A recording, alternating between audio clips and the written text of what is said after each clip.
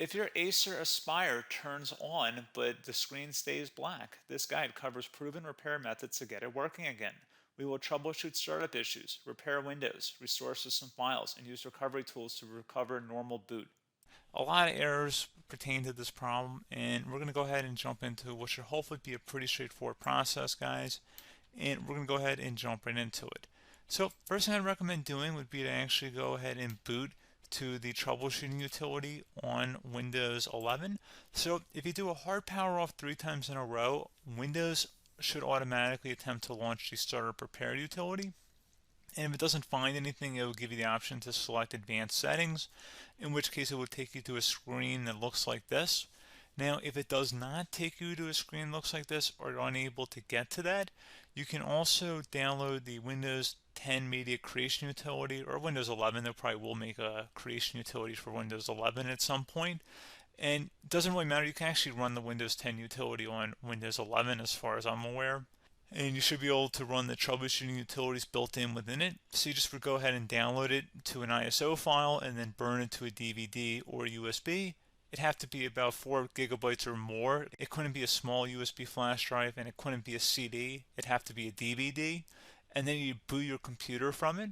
So depending on the computer manufacturer, you'd have to tap a different key on your keyboard in order to launch that menu, in order to select what boot drive you want to go off of. So it could be anything between the escape key, F2, F8, F12, for example. And those are the function keys on the top of your keyboard.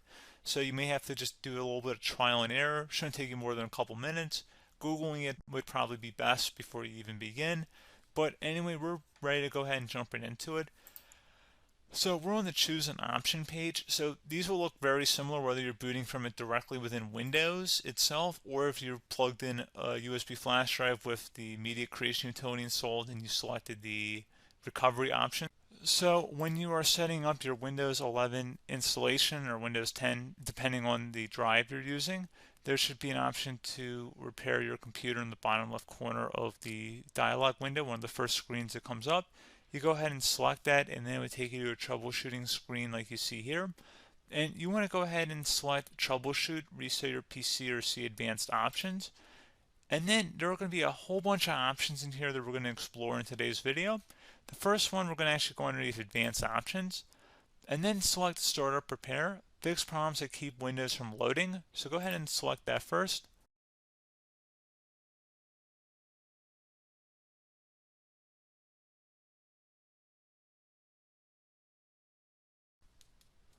Okay, so you can see it could now repair our PC. That was our first option we could try. Something else, if we go back into advanced options here and then select troubleshoot, we're going to go underneath advanced options again. You can go ahead and actually access safe mode by selecting startup settings.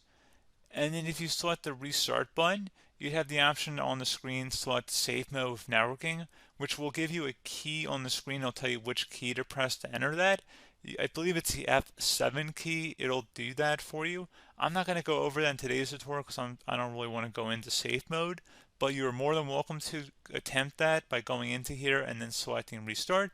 Again, it'll launch another screen. It'll say what key do you want to press, and it'll give you like 7 or 8 different options, and you want to select safe mode with networking. There's also an option for a command prompt too, but that's going to be something we're going to cover later in this video, and we don't even have to go through that in order to access it. So that's why I'm not going to really push for that, because unless you know exactly what's causing the problem, you probably don't need to go into safe mode.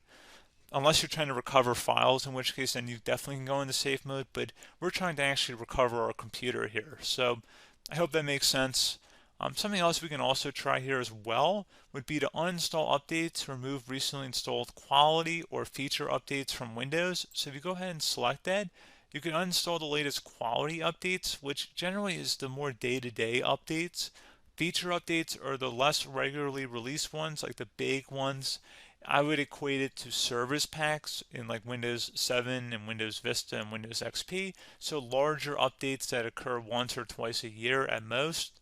And the quality updates are more just a regular update. So probably obviously depend, it'll take longer if you're going to try and uninstall the latest feature update versus quality update. And maybe you don't need to go back that far. So just giving you guys a couple of pointers with that. Something else you can also look at here, and we're going to jump into the command prompt in a little bit, but you can select System Restore, which will use a restore point recorded on your PC to restore Windows. And this is something I would highly recommend here, guys. So select Next. Assuming you have a restore point saved on your computer, you go ahead and select the most recently created one, and you'll select Next, and then you'll select the drive. You shouldn't actually have to select the drive. You can scan for affected programs, but we're going to keep it all default here, and then we're going to select Finish. So once started, System Restore cannot be interrupted. Do you want to continue? I think we're going to select yes. I don't think we have anything better to do on our computer right now, so just give it a moment here to initialize. It will take a couple minutes to run, obviously depending on how large your hard drive is and how much is saved on the System Restore point. So just give it a couple minutes here.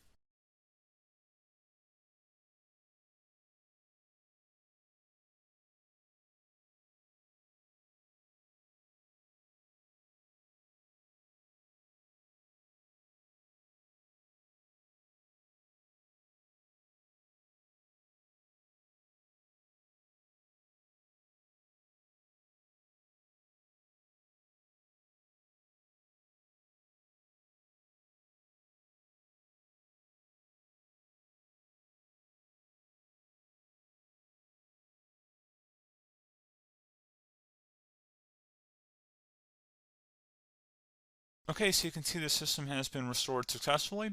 We're going to go over a couple different methods in addition to that if that did not work. So I'm just going to pause the video and we're going to start back on the recovery screen that we started with. Okay, so a couple other things we can try here too. If you go back into troubleshoot, you can select reset your PC, while you choose to keep or remove your personal files and then reinstalls Windows. You can select to keep my files, which will remove apps and settings but keeps your personal files. You can also select remove everything, which will remove all of your personal files, apps, and settings. So this is more of a factory reset, the second option here. First option, it should not delete all of your personal files. However, it will pretty much clear most of your programs. And keep in mind, there's no guarantee that your information, number one, is even still available and easily recoverable on your computer to the point that you actually would be able to recover anything. And the second point is that there's always a chance that it won't actually recover and it will just do a factory reset anyway. So there's no guarantee that actually would keep your files anyway. So I would recommend trying to get a recovery tool and backing that up first before selecting it anyway. But again, those are a couple of different options. And then something else you can try here if you go back to the choose an option. Another option, if you go underneath choose an option and select troubleshoot, advanced options, and now select where it says command prompt. Okay, so the first thing we should do is type our main hard drive here. In most cases, it should be the C drive. So you just do a C colon and then hit enter on your keyboard. So once you're underneath the C drive, we're going to type in dir and then hit enter on your keyboard. It should have program files, users, and Windows all in there. That's how you know you're in the right directory.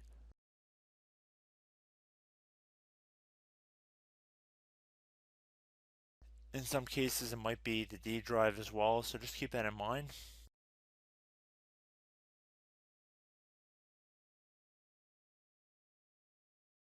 Next thing we're going to do is type in cd space / Windows / system 32 / config, and then you're going to hit enter on your keyboard.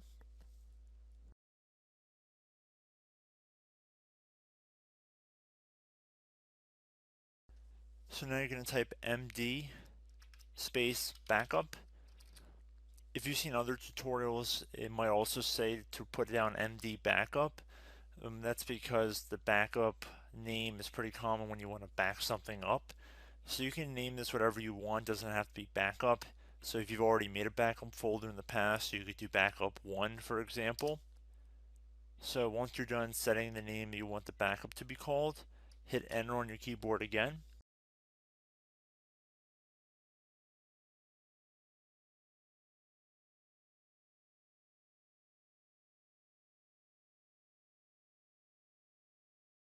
At this point, you want to type copy, C-O-P-Y, space.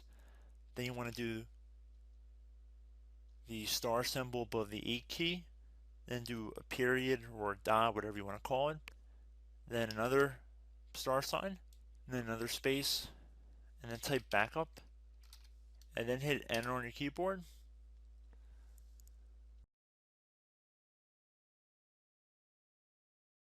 Now you want to type CD reg back, REGBACK,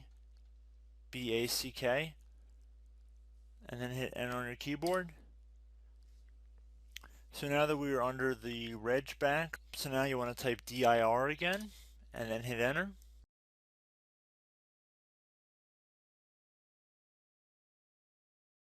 So now at this point we're going to type copy again. So copy, space, star sign, dot, another star sign, space, and then two dots.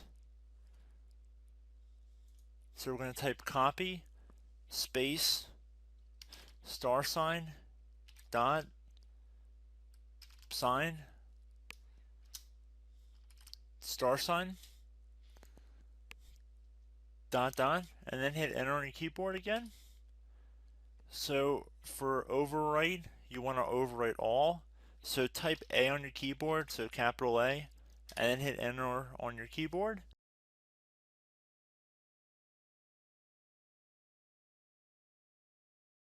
So at this point, you should be good to go. You can close out of the command prompt window, and if you accidentally continue to Windows 10, you should be all set. So I hope one of these 3 or 4 different methods we went through in this tutorial helped you guys out. Again, I'm not sure if you guys heard me earlier, but try to go back into your safe mode if possible and uninstall any programs you know might be conflicting with the Windows startup if you can get into safe mode. So just keep that in mind. Something very simple like that could be blocking up everything. So again, I hope this tutorial helped you guys out, and I will catch you in the next tutorial. Goodbye.